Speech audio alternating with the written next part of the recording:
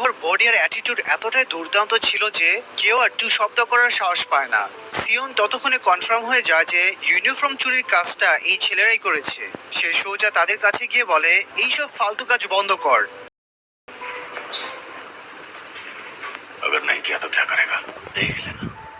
কিন্তু ইয়ংবিনের এক চামচা বন্ধু সিওনের কলার চেপে ধরে আর তাকে ভয় দেখানোর চেষ্টা করে।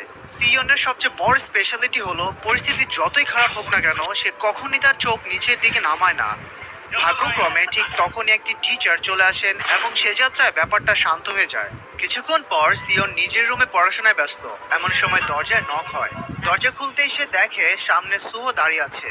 সুহো এখন একটা পার্ট টাইম ডেলিভারি বয় হিসেবে কাজ করছে এবং ভুল করে সিওনের বাড়িতে চলে এসেছে। কিন্তু সে কোনো দ্বিধা ছাড়াই সোজা ঘরের ভেতর ঢুকে যায় এবং এক গ্লাস পানি চায়। मुझसे साली आवाज भी नहीं निकल रही। ऐसे कौन पानी पीती? ओह थैंक यू भाई। चल अब पढ़ाई कर ले। পরের দিন স্কুলের বিয়মসিওক নামের এক নতুন স্টুডেন্ট আসে। সে একজন খুব প্রভাবশালী নেতার ছেলে।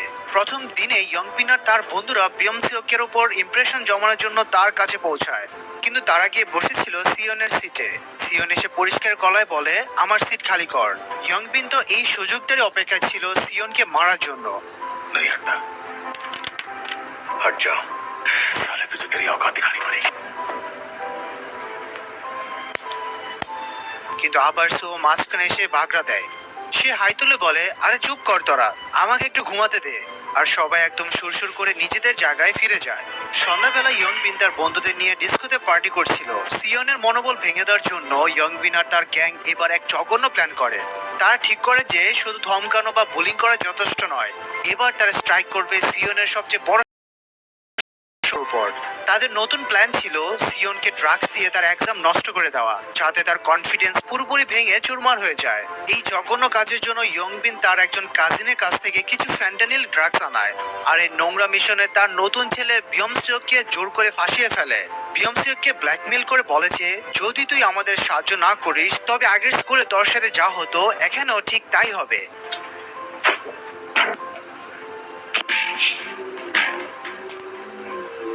ভয় কাঁপতে কাঁপতে বিয়মসিওক এক্সাম চলাকালীন সিওনের ঘাড়ে ফ্যান্টালিনের একটা প্যাচ ঘাড়ে ঝাপটে দেয়। ড্রাগসের রিয়াকশনে সিওনের মাথা ঘুরতে শুরু করে। সে বারবার জ্ঞান ফিরে পাওয়ার চেষ্টা করে, নিজেকে ঝাঁকি দিয়ে সজাগ রাখার ট্রাই করে। কিন্তু ততক্ষণে পরীক্ষার সময় শেষ হয়ে যায়। যখন পেপার শেষ হয় এবং সে তার অ্যান্সার শিট চেক করে, সে দেখে একই ভুল বারবার করেছে, শুধু একটা প্রশ্ন ঠিকমতো হয়েছে। সে ভেতর থেকে পুরোপুরি কেঁপে ওঠে, রাগে তার শরীর আগুনের মতো জ্বলতে থাকে। সিয়ন, যাকে সবাই শান্ত আর পরাকু বলে জানতো, সে সোজা গিয়ে ইয়ংবিনের উপর পশুর মতো ঝাঁপিয়ে পড়ে। সে ইয়ংবিনকে এত মারাত্মক আর জঘন্য ধুলায় করে যে তার চামচা বন্ধুরা শুধু দাঁড়িয়ে দাঁড়িয়ে তামাশা দেখা ছাড়া আর কিছুই করতে পারে না। ঠিক তখনই সোহো সেখানে চলে আসে এবং সিয়নকে আটকানোর চেষ্টা করে।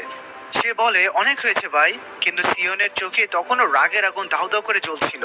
সে বলে, এতে ও কিছুই শেখেনি, এবার তোর পালা। সিয়ন এবার সোহোর সাথে লড়াই করতে শুরু করে। কিন্তু সৌতো ছিল ক্লাসের সবচেয়ে শক্তিশালী ফাইটার। সে খুব সহজে সিওনকে আটকে ফেলে। এরপর একজন টিচার এসে ফাইটটা থামিয়ে দেয়। এই ভয়ঙ্কর অ্যাকশনের রেজাল্ট হিসেবে ইয়ংবিনের নাক ভেঙে যায়। তার মা স্কুলে সে সোজা ডিমান্ড করে বসেছে সিওনকে এক্ষুনি স্কুল থেকে বের করে দিতে হবে। কিন্তু সিওন একদম ঠান্ডা মাথায় বলে, ম্যাম, আপনার ছেলে স্কুলে ড্রাগস এনেছে। কাকে স্কুল থেকে বের করা উচিত সেটা আপনি ঠিক করুন। এই বলে সে প্রমাণগুলো সবার সামনে ছুড়ে দেয়। এই কথা শুনে ইয়ংবিনের মা একদম চুপ হয়ে যান। তিনি বুঝতে পারেন যে কেস উল্টে যেতে পারে, তাই তিনি আর কোনো অভিযোগ করেন না। পরের দিন ইয়ংবিনের বন্ধুরা বদলা নেওয়ার জন্য স্কুল ছুটির পর সিওনকে ফাইটের জন্য চ্যালেঞ্জ করে। কিন্তু সিওন বলে, অপেক্ষা করার দরকার নাই, চল এখনই মিটিয়ে ফেলি। সবাই মিলে বাথরুমের ভেতরে যায় আর সিওন সোজা গিয়ে দরজাটা লক করে দেয়। কিন্তু এবার সিওনের টার্গেট ফাইট করা ছিল না, এটা ছিল তার এক ভয়ঙ্কর মাইন্ড গেম। সে বাথরুমের ভেতরে এমন একটা সাইকোলজিক্যাল ভয়ের সৃষ্টি করে যে এরপর থেকে কেউ আর তার সামনে দাঁড়ানোর সাহসই পায় না। তার এই ট্র্যাপ 100% কাজে লেগে যায় এবং পুরো স্কুলে তার একটা নতুন ইমেজ তৈরি হয়, একজন শারীরিকভাবে দুর্বল কিন্তু ব্রেন দিয়ে খেলা এক ভয়ঙ্কর হিরো।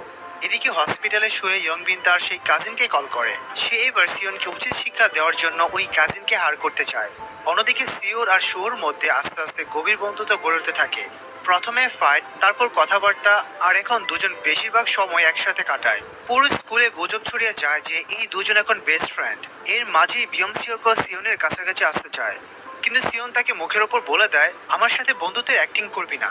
স্কুল থেকে বের হওয়ার সময় ইয়ংবিনের কাজিন আগে থেকে কিছু গুন্ডা নিয়ে সিওনের জন্য অ্যাম্বুশ করার জন্য অপেক্ষা করছিল। তারা সিওনকে তুলে নিয়ে একটা নির্জন জায়গায় চলে যায় প্যাটার্নের জন্য।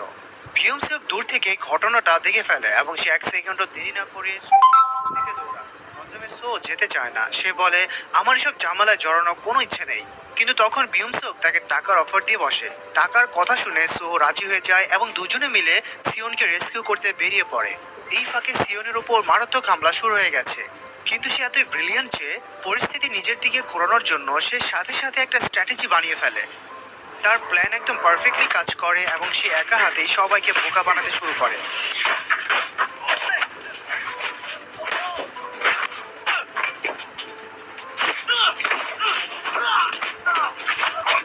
কিন্তু ইয়ংবিনের কাজিন, যে সত্যি খুব পাওয়ারফুল ছিল, সে আবার উঠে দাঁড়ায় এবং প্রাণঘাতী অ্যাটাক করার জন্য সামনে এগোয়। ইয়ংবিন ততক্ষণে পুরোপুরি পাগল হয়ে গিয়েছিল। তার পরবর্তী টার্গেট ছিল সিওনের হাত দুটো। হ্যাঁ, সে সিওনের হাত দুটোকে ভেঙে গুঁড়ো করে দিতে চাইছিল, যাতে সে জীবনে আর কোনোদিন লিখতে বা পড়তে না পারে। ঠিক সেই সময় যেন কোনো ব্লকবাস্টার হিরোর মতো সুহোর এন্ট্রি হয়। সে রাগে ফুঁসতে ফুঁসতে গুন্ডাদের বলে, বাস এবার অনেক হয়েছে। কিন্তু ইয়ংবিনের কাজিন থামতেই রাজি ছিল না। বিষয়টা এখন ইগোর লড়াইতে পরিণত হয়েছিল। শুরু হয় এক ক্লাসিক আর ব্রুটাল ফাইট, সুহু ভার্সেস ইয়ংবিনের কাজিন। দুজনেই অত্যন্ত ডেঞ্জারাস ফাইটার, কিন্তু সোর লেভেলটা ছিল অন্যরকম। অন্যদিকে বাকি গুন্ডারাও সিওনকে পিটাচ্ছিল, কিন্তু তখন বিয়ংসিওকও সেখানে এসে পৌঁছায় এবং সিওনকে ব্যাকআপ দেয়। ইয়ংবিনের কাজিন যখন দেখে যে সবাই তার বিরুদ্ধে দাঁড়িয়ে গেছে, সে হার মেনে নেয় এবং বলে লড়াই শেষ। সে ইয়নবিনকে একা ফেলে সেখান থেকে কেটে পড়ে। যে ভেতর থেকে অত্যন্ত শান্ত, সে বলে এবার অনেক হয়েছে, বাদ দে এসব, ভুলে যা। এই বিশাল লড়াইয়ের পর তিনজনের, সিওন, সুহু আর ভিউমসিওকের মধ্যে একটা অটুট বন্ধুত্বের সৃষ্টি হয়। সুহু আস্তে আস্তে বলে, এবার তোদের ফাইটের জন্য আমি কাজে লেট করেছি, তাই তোদের দুজনকে আমার জবে হেল্প করতে হবে। তিনজন মিলে একটা ছোট্ট স্টোরে কাজ করে এবং কাজ শেষে তারা একসাথে ডিনার করতে বসে। খাওয়ার সময় ভিউমসিওক লজ্জিত হয়ে সিওনের কাছে ক্ষমা চায় এবং সিওনও কোনো রাগ না করে তাকে মন থেকে মাফ করে দেয়। এরপর আসে এক হৃদয় গলিয়ে দেওয়ার মুহূর্ত। সোহো নিজের হাতে সিওনকে খাইয়ে দেয়। সিওনের এই একাকী জীবনে প্রথমবারের মতো বন্ধুত্বের আসল অর্থটা পুরোপুরি ধরা দেয়। কিন্তু মুভির আসল টুইস্ট তো এখনো বাকি। এই গুন্ডারা যারা সিওনকে পিটিয়েছিল, তারা আসলে অন্য এক বিশাল মাফিয়া গ্যাংয়ের আন্ডারে কাজ করত। ওই গ্যাংয়ের আসল বস, যাকে সবাই সাইকো বলে ডাকতো, সে ইচ্ছে করে নিজেরই এক লোকের হাত ভেঙে দেয়, যাতে সেই ওসিলায় সিওন আর তার বন্ধুদের কাছে 15 লাখ ওন ক্ষতিপূরণ হিসেবে দাবি করতে পারে। এই বিষয়টা শুধু আর মারামারিতে সীমাবদ্ধ রইল না, এটা পরিণত হলো এক ভয়ঙ্কর ব্ল্যাকমেইলের খেলায়। পরদিন সকালে তিনজন বন্ধু রিল্যাক্স করার জন্য একসাথে দেখা করে, কিন্তু সিওন তো পড়াশোনা ছাড়া বাঁচতে পারে। এই সময় ইয়ংবিনের কাজিন ওই ক্রিমিনাল বসের সামনাসামনি দাঁড়িয়েছিল। সে বসকে বলে, এবার অনেক হয়েছে, এসব বন্ধ করো। কিন্তু বস 1 সেকেন্ডও নষ্ট না করে তার উপর অমানসিক লেভেলের মারধর শুরু করে দেয়। তখন ইয়াং মাঝখানে এসে চিৎকার করে বলে, থামো। কিন্তু বস ততক্ষণে পুরোপুরি পাগল হয়ে গিয়েছিল। সে তার লোকদেরকে অর্ডার দেয় ইয়ংকে খতম করে দেওয়ার জন্য। সে শুধু এখানেই থামে না, সে গ্যাংয়ের সবচেয়ে ছোট ছেলেকে নির্দেশ দেয় কাজিন এবং ইয়ংকে দুজনকে মেরে ফেলার জন্য, কারণ ছেলেটা নাবালক হওয়ার কারণে তার জেল হবে না। বস নিজেও কাজিনের জান নিতে চাইছিল, কিন্তু তখনই কাজিন উঠে দাঁড়ায় এবং বসকে এক ফাইনাল ফাইটে চ্যালেঞ্জ ছুড়ে দেয়। যদি আমি জিতি তবে আমি হব নতুন বস। শুরু হয় এক ব্রুটাল ফাইট। কিন্তু যখন ক্রিমিনাল বস বুঝতে পারে যে সে হেরে যাচ্ছে, সে একটা ধারালো ছুরি বের করে কাজিনকে নির্মমভাবে ছিঁড়ে ফেলে। এই দৃশ্য দেখে ইয়ং এর ধৈর্যের বাঁধ ভেঙে যায়। সে নিজের একটা চাকু নিয়ে ওই গ্যাংস্টারকে হুমকি দেয়, কিন্তু বস ছিল এক দ্রুত শিকারী। সে নিমিষের মধ্যে চাকুটা ছিনিয়ে নেয়। সে যেমনই ইয়ং এর উপর হামলা করতে যাবে, ঠিক তখনই বাইরে থেকে পুলিশের সাইরেন শোনা যায়। সিয়ন সেখানে এন্ট্রি নেয় একদম ফিল্মি স্টাইলে। সে বলে, পুলিশ চলে এসেছে, এবার তোরা পালা। সে দ্রুত সোহা এবং ভিউমসিওকে মুক্ত করে। যেমনই সবাই সেখান থেকে পালাতে যাবে, তখন জানা যায় যে সিয়ন তাদের সবাইকে ধোঁকা দিয়েছে। ওটা কোনো আসল পুলিশ ছিল না, শুধু একটা ফেক অ্যালার্ম ছিল গোন্ডাদের ভয় দেখানোর জন্য। এটা বুঝতে পেরে সবাই আবার একে অপরের উপর ঝাঁপিয়ে পড়ে। শুরু হয় এক মারাত্মক ফাইট। কাজিন তার পালানোর চেষ্টা করে। ঠিক তখনই সেখানে আসল পুলিশের এন্ট্রি হয়। একটা ওয়ার্নিং শটের মাধ্যমে পুরো এলাকা পরিস্থিতি শান্ত হয়ে যায়। কিন্তু এই সাইকো বস এত সহজে হার মানার লোক ছিল না। সে একটা ছেলেকে ঢাল বানিয়ে সেখান থেকে পালিয়ে যায়। সিয়ন জানতো যদি আজ তারা ওই গ্যাং লিডারকে না আটকায়, তবে সে যে কোনো সময় ফিরে এসে আবার প্রতিশোধ নেবে। তাই সে বসের পিছু ধাওয়া করে। যখন সে বসকে ধরে ফেলে, তখন তার সাথে লড়াই চেষ্টা করে, কিন্তু গ্যাং লিডার ছিল ভয়ানক শক্তিশালী। ভাগ্যক্রমে ঠিক সেই সময় সুহু সেখানে হাজির হয়। সে বসকে বোঝানোর চেষ্টা করে যে এবার এসব বন্ধ কর। এবং নিজে থেকে পুলিশের কাছে সারেন্ডার কর। কিন্তু বস কারো কথাই শোনে না। এরপর শুরু হয় তিনজনের এক দুর্দান্ত ফাইট। সু ফিজিক্যালি অনেক স্ট্রং ছিল, কিন্তু লিডারের রিফ্লেক্স আর চালাকি ছিল মারাত্মক। সে সুকে প্রায় খতম করে দিচ্ছিল। কিন্তু ঠিক তখনই সিওন আবার উঠে দাঁড়ায় এবং দুজনে মিলে ওই সাইকো বসকে মাটিতে মিশিয়ে দেয়। অন্যদিকে কাজিন নিজে থেকে পুলিশের কাছে সারেন্ডার করে, যাতে তার বাকি বন্ধুরা বেঁচে ফিরতে পারে। রাত নামতে নামতে পুলিশের কাছে পুরো গ্যাংয়ের বিরুদ্ধে সমস্ত প্রমাণ জমা হয়ে যায় এবং একে একে সব বদমাশদের অ্যারেস্ট করা হয়। সিওন এবং তার বন্ধুরা পুলিশ স্টেশনে গিয়ে তাদের জবানবন্দি দেয়। কিন্তু সবচেয়ে অবাক করার বিষয় ছিল, পুলিশ তাদের কোনো গার্জিয়ানকে না ডেকেই তাদের ছেড়ে দেয়। শর্ত একটাই, তারা এই ঘটনার ব্যাপারে আর কাউকে কিচ্ছুই বলবে না। এই সব কিছু সম্ভব হয়েছিল বিয়মসেকের বাবার পাওয়ারের কারণে। তিনি ছিলেন একজন খুব বড় মাপের রাজনৈতিক নেতা।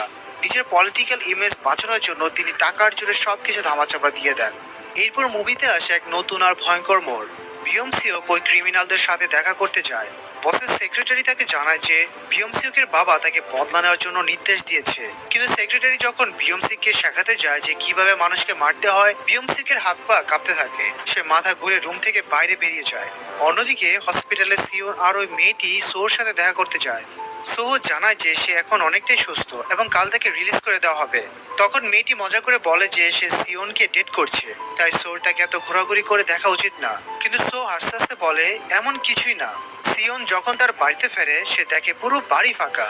তাই সে আবার হসপিটালে ফিরে যায় সোহ এবং বাকিদের জন্য খাবার নিয়ে। সো একটু অবাক হয়ে বলে, ভাই তুই আমাকে ভয় পেয়ে দিচ্ছিস, কি অত ভালো কিভাবে হতে পারে? সিওন শুধু মুচকি আসে। কিন্তু এই সব কিছুর মাঝে বিয়মসিকের অবস্থা দিন দিন ভয়ঙ্কর রূপ নিচ্ছিল। তাকে বাড়িতে নির্মমভাবে পেটানো হচ্ছিল। কারণ আসল সত্যিটা ছিল, ওই পলিটিশিয়ান তার আপন বাবা ছিল না। সে নিজের পলিটিক্যাল কেরিয়ার আর ইমেজের জন্য বিয়মসিওকে শুধুমাত্র অ্যাডাপ্ট করেছিল এবং এখন তার সাথে পশুর চেয়েও জঘন্য আচরণ করছিল। পরের দিন স্কুলে বিয়মসিওকের পপুলারিটি হঠাৎ করে আকাশ ছুঁয়ে ফেলে, কারণ সব বাচ্চাদের অ্যারেস্ট করার পেছনে রয়েছে।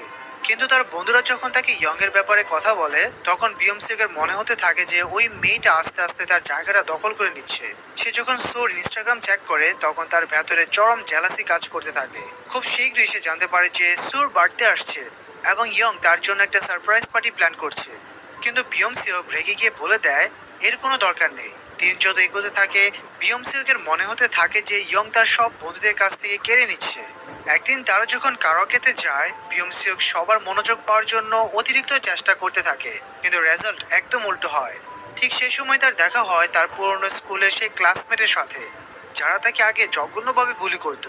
ভয় কাঁপতে কাঁপতে বিয়মসিওক সেখান থেকে পালিয়ে যায়। সে যখন তার বন্ধুদের কাছে ফিরে আসে, তখন সে রাগে ইয়ং এর উপর ফেটে পড়ে। তার মনে হচ্ছিল যে ইয়ংই হয়তো ইচ্ছে করেই ওই গুন্ডাদের তার ঠিকানা দিয়ে দিয়েছে। সে রাগে তাকে মারতে পর্যন্ত উদ্যত হয়, কিন্তু তার নিজের বন্ধুরাই তখন ইয়ং এর পক্ষ নেয়। এতে তার রাগ আরো কয়েকগুণ বেড়ে যায়। ঠিক তখনই ওই গুন্ডারা আবারও সেখানে এসে হাজির হয়। এবার তারা বিয়মসিওকে তুলে নিয়ে যেতে চায়, কিন্তু সিওন বুক চিতিয়ে সামনে দাঁড়ায় এবং গর্জে উঠে বলে এখান থেকে এক্ষুনি দূর হ, ওকে একা ছেড়ে দে। পরের দিন বিয়মসিওক চরম ফ্রাস্ট্রেশনে জ্বলছিল। তার শুধু কারোর ওপর নিজের রাগটা মেটানোর ছিল। কিন্তু ক্লাসের বাকি ছেলেরা তাকে একটু ভয় পেত না, কারণ ক্লাসের আসল হিরো আর সবচেয়ে শক্তিশালী ছেলেরা ছিল সোহ। তারপরও বিয়মসিওক সবাইকে মারার হুমকি দিতে থাকে। তখন সো এসে তাকে শান্ত করার চেষ্টা করে, কিন্তু পরিস্থিতি পুরো উল্টে যায় এবং দুজনের মধ্যে প্রচন্ড তর্ক বিতর্ক শুরু হয়ে যায়। পরের 2 দিন বিয়মসিওক স্কুলে আসেনি। এটা দেখে তার বন্ধুদের চিন্তা হতে থাকে। সিওন এবং বাকিরা তাকে খুঁজতে খুঁজতে তার বাড়িতে গিয়ে পৌঁছায়। বিয়মসিওক তো এটা দেখে পুরো অবাক, কিন্তু মনে মনে সে খুব খুশি হয়েছিল যে তার বন্ধুরা অন্তত তাকে দেখতে এসেছে। যখন তাকে জিজ্ঞাসা করা হয় যে সে এমন অদ্ভুত আচরণ কেন করছে, তখন বিয়মসিওক ভেতর থেকে পুরোপুরি ভেঙে পড়ে। সে কাঁদতে কাঁদতে জানায় যে আগের স্কুলে তাকে কুকুরের মতো বুলি করা হতো, কিন্তু সে কিছুই করতে পারতো না, কারণ তার বাবা তাকে কড়া নির্দেশ দিয়েছিল যে সে যেন কোনোভাবে কোনো তামাশা তৈরি না করে। এই কথা শুনে সো তাকে সান্ত্বনা দিয়ে বলে আমি ওই বদমাশদের কল করে তোর কাছে ক্ষমা চাওবো। তারা সবাই যখন আবার কারাওকেতে দেখা করে, তখন ওই গুন্ডারা প্রথমে ক্ষমা চাইতে সরাসরি অস্বীকার করে। উল্টো তারা বিয়মসিওকে আবার ভয় দেখাতে শুরু করে। কিন্তু তখনই সো একদম বাঘের মতো তাদের সামনে এসে দাঁড়ায় এবং তাদের বাধ্য করে বিয়মসিওকের কাছে ক্ষমা চাইতে। কিন্তু বিয়মসিওকের শুধু ক্ষমাতেই মন ভরেনি, তার দরকার ছিল রক্তের বদলা। সে নিজের হাতে ওই গুন্ডাদের পেটাতে চেয়েছিল, কিন্তু সিওন এবং বাকিরা তাকে আটকায় এবং বলে যে এসব এখন হাতের বাইরে চলে যাচ্ছে। বিয়মসিওক ততক্ষণে পুরোপুরি আউট অফ কন্ট্রোল হয়ে গিয়েছিল। সোহ তাকে টেনে রুমের বাইরে নিয়ে যায়। সেখানে দুজনের মধ্যে চরম তর্ক বিতর্ক হয়। বিয়মসিওক রাগে বলে ওঠে, আমরা কোনোদিনই বন্ধু ছিলাম না। এরপর সে পকেট থেকে